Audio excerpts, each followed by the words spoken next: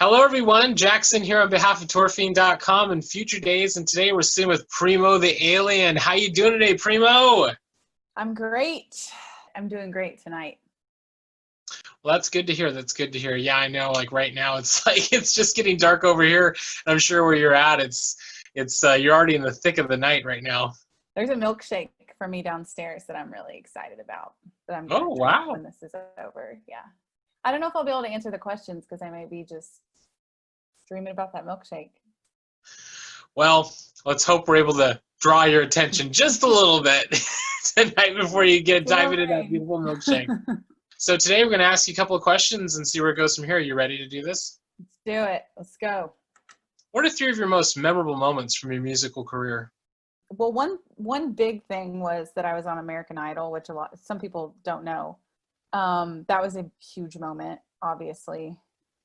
Never will experience anything like that again, that's for sure. There was a lot of pressure. It was really scary, intense, all those things. And it's kind of been a gauge for me in terms of, I have a really big show or a really big opportunity or something like that. And it's never as bad as it could be if I were trying out for American Idol. So I always am like, no, it's not American Idol. You're fine. You're good. So yeah, that's probably one of my biggest ones. And then just some big moments for me was producing my first EP as Primo the Alien. That was the first time that I produced by myself completely. I did go to college for music production. I went to NYU, the Clive Davis School of Recorded Music at NYU, for music production. But it was in a studio setting where it was more like engineering and things like that. And when I did produce an EP in college, it was a co-production with another student of mine.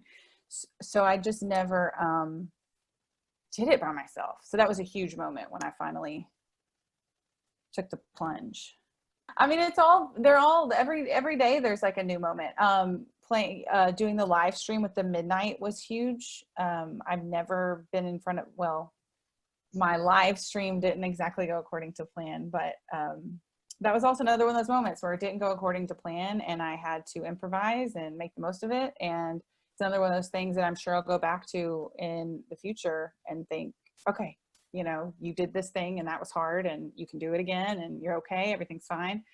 So there's been a lot of big moments. I think every day there's a new moment. You just have to find it and celebrate the little things and every step you make. And it's very true, those little victories, you know what I mean? Like every single day. I mean, there's always something positive to look forward to, or when you dissect your day, you kind of go, you know what, this was actually really great. As much as like the rest of my day was probably just kind of, I think that one little moment, if you magnify that, you can really make a positive impact. And you know what? Going from American Idol, that's pretty damn amazing. So like that's your gauge, you know what I mean? Like yeah, throughout everything that you're doing, that's great. But like you were talking about your live stream, these live streams, they're new to me too. And I remember when we were doing the San Junipero event, like we were doing it on the live stream. And I remember like everybody was kind of going like the first part of the live stream, I was frozen like this. You know what I mean? But it was like we found out, because you're like trying to do a live stream from LA, and pinging off someplace in New York. So there's always some type of technical issues here and there. But yes, you will go back and you will remember it fondly. Looking at those little positive things here and there, you know what I mean? What's crazy is that you just pretended to freeze, but when you did it, you actually froze. And I was like, wait, how is he doing that? You actually froze. And it was like, and it glitched for a minute. Yeah. Perfect timing. It's kind of like, what's up? What would you say is your favorite album/EP that you've worked on? Well, I only have one EP. It's kind of weird right now in terms of how to put out music and if albums are even a thing you should do, at least in the pop world. I mean, obviously I'm involved in synthwave and happy to be a part of synthwave, but I also deal with like pop, and so these days the synthwave community does like an album, but the rest of the world, I don't know. So I don't, my favorite thing that album I've worked on is my first EP. That was the first time I ever produced by myself. It was the first release for Primo The Alien.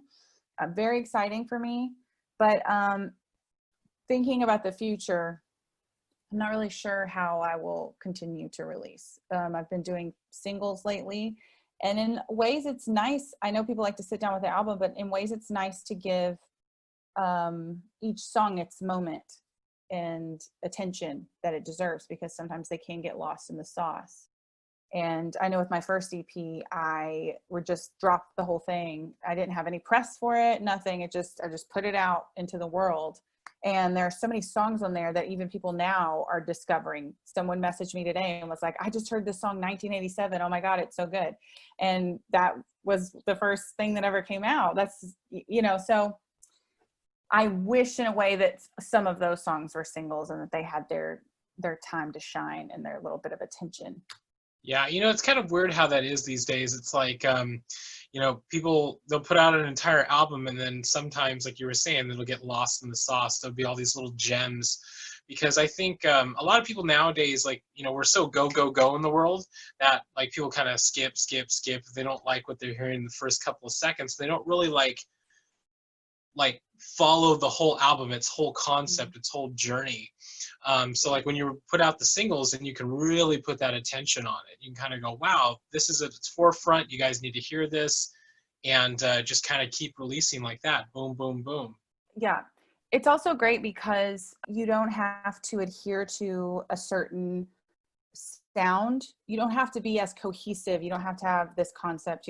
You can just write what you feel in the moment and put it out. It doesn't have to match with this one and that one and make sense at all. And I personally have such an eclectic style and taste that I do have trouble a lot of times, you know, meshing together like some of these that are like super rock with some that are so electronic, and then some that are more synthwave, and some that are ballad. I mean, it's very hard for me sometimes to create something that makes any sense that these songs would be together. And I don't want to sacrifice the vision of the song to make it fit with the others. So I don't know, I'm digging doing singles, and I just finished one called Sexual Saffari, and that one I wrote and recorded during quarantine, right here where I'm sitting. Wrote and recorded, mixed, mastered, everything. I even did a photo shoot in this room. I put a little backdrop up over here and used a remote control thing on my camera and did the cover art and just everything in here. So I'm really excited about that one because it's just this self-contained quarantine type creative thing I did. And I don't know, I'm just enjoying putting out what comes to me in the moment. I have a new one I just wrote that I'm like, maybe I'll put this one out next. And I'm not really thinking too much about, albums or anything like that. Yeah, but I do have an album worth of, I have finished, mixed, mastered. I probably have like 7 songs. So I could put out an album. I just don't know what the best way to do it is. Maybe you have some advice. Well, I think that singles are great. I mean, I like releasing singles. I like releasing like 3 songs at a time sometimes.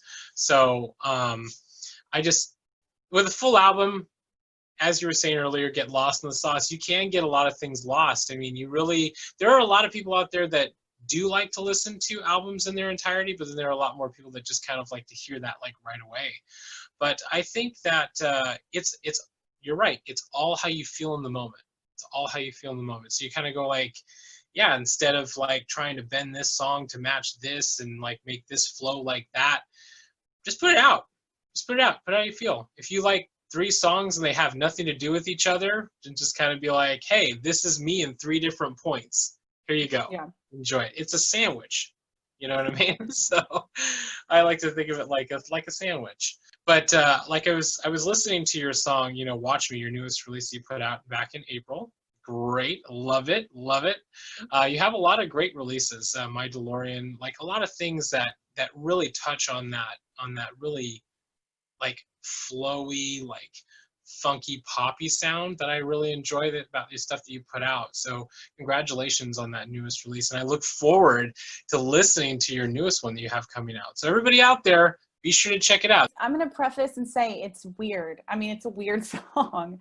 It's not your quintessential pop song. It's definitely not synthwave, but it's like Toto's Africa sort of meets, I don't know what if I put my spin on that song, sort of. But it's definitely not like, I don't want to say it's not like anything you've ever heard before, but it's not like anything that you're hearing right now, I don't think. Well, that's great because, as artists, we have to grow. We have to change. We need to get out what we feel inside, and whatever kind of crazy kind of thing that we want to do, or the thing that we feel the most inspired by at that moment in time, it is what it is. So enjoy it. I think that's what's been kind of one of the positive things for me about this whole situation that we're in right now, is that it has taken a lot of the pressure off in terms of releases and all that kind of stuff, because there just aren't the same expectations for me when I release something. When I release a single, in normal circumstances, I'm thinking, okay, I've got to book a release show, and I've got to see if this radio station will play it, and I've got to get someone to sponsor the show, and I've got to book this line, and it all becomes this whole thing with all this pressure attached to it. Whereas I'm just putting this song out, and I hope people like it. If they don't like it, sorry, but it is what it is. It's a lot. It's very freeing in a lot of ways to just write it, release it, and not spend as much time on the strategy of how you're going to get people to hear it. And also another thing I'm just done with is like playlisting and all that stuff. I appreciate it when people put me on a playlist. I appreciate it so much. I really do. Without that, I wouldn't have gotten, it definitely helped me get over like my initial little hump when I was starting to get on some good playlists. But I am not trying to fit onto a playlist. I'm trying to make music that is so unique to me that it does not fit on a playlist, that it does not make sense on a playlist. That's what my goal is. I want to create something that is entirely my own. And sometimes when you do that, it's not going to flow up alongside, FM 84 and the Midnight or any of those bands. Sometimes it's just going to be its own little thing. And I'm fine with that. Well, that's great. I mean, as artists, like I was saying before, we have to grow, we have to expand, we have to put out what inspires us. And if that goes against the grain or goes against what some people may have liked from some of your previous stuff, then so be it. But it's all in the journey. And I'm excited to see where your journey is going to be taking you. Oh, Lord, me too. I'd like to know myself. What was the drive behind getting you into making music and performing live? So I've been making music for a really long time. This Primo The Alien is a new project for me, but I've been making music since high school. I wrote my first song, I guess, maybe 8th grade or something like that. So music has been I started voice lessons when I was in kindergarten and piano lessons, and music has just always been a huge, huge part of my life. I don't think it was until I went to college that and entered into this program, the Clive Davis School, that I realized it was possible for me to make music for my job. Or granted, most of us have to subsidize our income with other things, but that I could pursue music professionally. And so I would say that, like, going to school there, my professors and my fellow students, that was a huge drive for me. But for me, I mean, music it's just something I have to do. It's not I don't want to be famous. I don't want people to know who I am. I like anonymity. I like to do what I want, go where I want. I do not want praise. I have enough praise right here in my head and from my mama. I don't need any of that stuff. I make music because I have to make music, because that's what's in my heart to do. The problem is that in order to, and I want people to hear it because I care so much about it.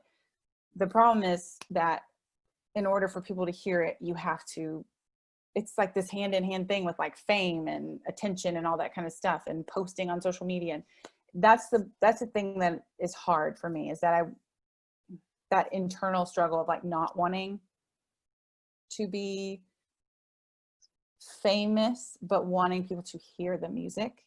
So I guess that's the biggest drive, is I want to share that with other people. I want to touch other people. And it's funny for me to say touch other people because my songs are so tongue-in-cheek and so silly. And my next single is called Sexual Saffari. So I don't know if anybody's gonna be like crying their eyes out over that one, but I know people will feel escape from that one. I know people will feel happy when they hear that one, and maybe they'll dance, and maybe they'll get a little calm in their heart. And so that's what I mean, is that's my drive, is I want to connect with other people. I want people to hear my art.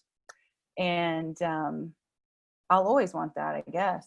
I definitely don't want to just make music. I mean, I make music for me, but I definitely don't want it just to sit in here and no one ever hear it. It's that drive inside of you. You want to share it with the world. You want to get it out there to the world. And yeah, I can see, your point where you'd be like a catch-22. It's like you want to share it with the world, but then there comes the notoriety, that popularity where more and more people hear it, the more they'll want to, give you praise and want to lift you up. And you kind of go like, I don't know if I want to be lifted up, but I know I have to do this in some way. So, but you make music for you, and you make that music, then you want to share it with the world, and that's what's important. Whatever comes from it, as long as you're happy inside, that's all that matters. And I definitely do want to say, I am not famous, and no one's praising me, and I'm not like, it's not like I'm like, I can't take the spotlight anymore. I don't have the spotlight. No one knows who I am. I'm not successful in that regard. I'm working on it, but I'm definitely not, I still have my anonymity, even in Austin. Well, thank you for sharing that with us. I think you're pretty rad. I think that your music's rad, and I'm a fan. And I know a lot of other people out there that I talk to are fans as well. So, it is what it is, and it's bringing you up. It's bringing you up, I'll tell you that. Well, I want fans too, for y'all listening. I feel like I'm screaming, but I mean it. I want fans. So like, I want you to hear the music. I want you to like the music, and I want you to keep listening to the music. I'm just saying, don't come find where I live and show up. Oh. Well, you hear that, everybody. Hear that, everybody, and take those words in right there. You know what I mean? She wants fans. She needs fans. We need fans. Fans are what keep the music going, keep the music alive. You know what I mean? But don't come find where she lives. Got it? Take that in. What are you looking forward to accomplishing the most moving forward? My immediate goal, which is kind of not an immediate goal because of the state of things right now, is that I want to tour with a bigger artist. So I would like to open or support another artist on tour. So that's my bid right now to all y'all listening. I want to open for the Midnight on tour. But it's like a bigger band, and start building a fan base that way. And then I definitely want to play, I definitely want to do a European tour if I can. I have a lot of listeners over there. And I want to start working with other producers. I do everything myself, unless there's a collaboration and we co-produce it together. But right now, every single thing in here myself. And I'm kind of getting to a point where I want that extra push from another producer to take my stuff to the next level, to even modernize some of the sounds so that it's accessible for other people outside of this genre. And just give it some polish and sheen and shine and all those things. So that's going to be something I'm working on now in quarantine, is starting to work with some other producers on some stuff that I've written, and seeing if we can just kind of take it to the next level. I just don't want to ever be complacent. I know I'm not the best producer in the whole entire world, and there's other people who can do things better. So I really want to start a team, I guess is what I'm saying. I do all my pictures, my social media, my website, it gets to a point where you're like, so just starting to delegate more and starting to have other people help me to elevate my work. Yeah, it's funny how like in this day and age as an artist, like you have to be everything. You know, the photographer, the web designer, you have to be the media person, you have to, you know, the production. You know what I mean? You have to be the person in charge of creating the music, you know, and being just the artist. So yeah, there are a lot of hats to wear as being an artist in this day and age. But I totally think it's a great idea to help build everything you have, like, you know, creating a collective team that can help you and assist you along the way. I think that'll be a great goal. Um, you know, and I do look forward to seeing you on tour, on a large tour, you know, Yeah, it's with for a sure large going to band. happen. It definitely will. Everybody out there, listen to those words right there. This will happen. This will happen. So we're getting that word out right now. So make it happen, everybody. You're watching this interview. Make that happen. You got it. And I do look forward to also hoping to, you know, catch you in Europe. You know, like building a tour to go over to Europe. I mean, that would be amazing. I mean, Europe is such a great place, and they're very welcoming.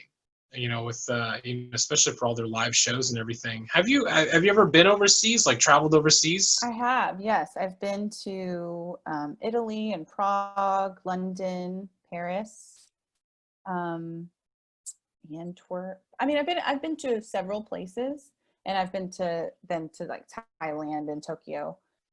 And I just love traveling. It's obviously something that's probably not going to happen for a while, but it's something I definitely want to do. But there's also so many cities here in the US that I want to play. This summer I was supposed to play New York and LA and a bunch of cities that got Well, canceled. So I would have loved to see you in LA. I mean, that would have been an amazing show. And yeah, you know, all these places you've traveled and everything like that. It's like, you know, that's the one thing about traveling and going to other places, like especially with your music. People are very welcoming. People are very appreciative of new music and artists everywhere. I mean, here in America, they are appreciative, as you can see in the scene that we are in this synthwave, retrowave not in outlet scene, you know. Austin. Uh Not in oh. Austin. They're spoiled. Austin is spoiled. I'm going to tell you You right hear that, now. Austin? You're gonna have to change your tune, Austin. Got it? Spoiled. Mm-hmm. Well, you know, but you know, in this scene that we are in this, you know, outrun synthwave scene, like there are a lot of people who are pretty appreciative. And you know, New York, a great place. Here in LA, great place. A lot of stuff up the West Coast here, all the way up to Seattle, really appreciative, you know. But it is growing, it is expanding, and a lot more opportunities are coming to the forefront nowadays. I'm going to tell you about synthwave fans. Y'all, more than any other genre I've been associated with, and I have done rock, I have done just straight up pop, I have done country, I have done a little bit of everything. The fans of this genre are so supportive. They buy your music, they buy your merch, they come to your shows, and then they buy more merch. I mean, people don't usually do that. This scene is definitely rare in the sense that these fans are, they just support the artists, and they don't, it seems like you don't have to have, you know, clout or notoriety to get support like that from people. Every day I wake up and people were buying my music overnight on Bandcamp, and I'm sending t-shirts to Australia and Russia and all these places. I mean, I've never had support like that in any other genre before. So the fans of this genre are just amazing. I appreciate it so much. I'm so happy to be a part of it. I know I'm not 100% synthwave, but I really appreciate being part of the scene for sure. Yes, the fans and the people out there who listen to this music are very amazing. We see it a lot, you know, at the shows that I've been a part of, shows that I've done. I see that love and that support there, and I think it's because everybody who's into this style of music wants to see it grow, wants to see it expand, wants to see it blossom more and more. And you're right, they are some of the best people that I've come to know. And I feel the same way you feel. Thank you to everybody out there for all of your love and your support, for everything that you do. And just keep doing it. Keep supporting and keep making Keep, this scene keep what it is. doing it. Keep buying it, baby. I will ship it all over this world. CDs, hats, okay? Boom. Whatever you want, you get it. What positive message would you give your fans out there? I think this is like a double-edged sword, this statement, but nothing's forever. And so we're going through this hard time right now, and it won't last forever. You know, it'll be over, and we will be back to normal eventually. And I think the world will change in some ways in terms of how we think about things. And I know a lot of people aren't going to be going to meetings like they used to. They're going to be using Zoom and doing this a lot, but this will pass. And yeah, everything's temporary, and sometimes that's good, sometimes that's bad, but it definitely makes for an interesting life, at least. You're right. It is temporary. This will pass. This will go away. I mean, yes, we will see some resurgence here and there, but eventually it will float away. You know what I mean? It will go away, and life will return back to normal, or its new normal, as I'm saying now. It's like right now we are in this thing that I like to call the great pause, where everything is kind of on hold. But hey, at least it's not the great panic anymore. You know what I mean? Yes. Things have kind of settled, and we are slowly but surely, climbing out of all of this, and we are going to be getting into this new normal. And it's definitely going to be a different world, but it will be a safer world, I think. I think it'll be a safer and smarter world. I've been saying forever, I don't want people to touch me. I've been saying it forever. I don't want people to touch me. I don't want to shake your hand. I don't want to hug you. I got to sing, and I need to stay healthy. And so I've always been, I even say to people sometimes to get out of touching them, I'll go, oh my God, I have a really bad cold. I'm really sick. And you would be surprised at how many people are like, I don't care. Come in for the kiss, the hug, the hands, the touch. I'll be happy about that aspect of it, is that people need to start thinking about things like that, because people are nasty. Okay. Well, I know I'm going to be wearing gloves everywhere. I'll be wearing gloves everywhere. I mean, I wear gloves now, like when I go to work, I'm wearing gloves and a mask and sanitizing everything. But once this gets into the new normal, I'm just going to be wearing gloves all the time. I'll just be like, touch this, okay? I can pull the gloves off, whatever. Good, right here. We just a nod. Yeah, there you go. Maybe an old salute. Yep. A wave. There's a lot of ways to do it, y'all. I'm telling you, there's all different kinds of ways to acknowledge each other without touching each other. If you want to shake my hand, we'll just do a fist bump real quick. There you go. Elbows. That's it. Elbow. Boom. Well, thank you so much for taking this time to have this interview with me tonight, Primo. Thank you to everybody who tuned in to watch this conversation.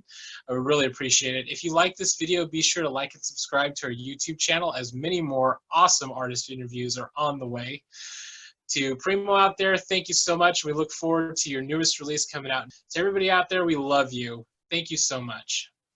Thank you for having me.